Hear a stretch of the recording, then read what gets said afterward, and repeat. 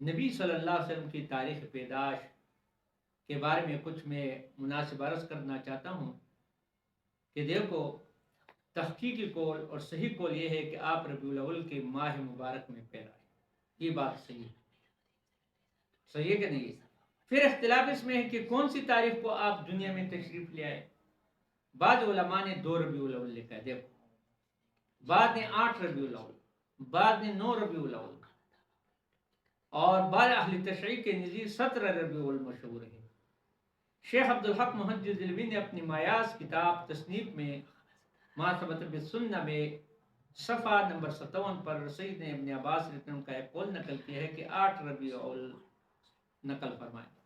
علامہ شبلی نعمانی نے اپنی مشہور سیرت النبی کتاب 171 جلد نمبر 1 میں تقریر فرمایا ہے کہ مصر کے مشہور حیاتدان عالم محمود بادشاہ فلکی نے ایک رسالہ لکھا ہے جس میں انہوں نے ریاضی کے دلائل سے ثابت کیا ہے کہ آپ کی ولادت 9 ربیع الاول کو ہے،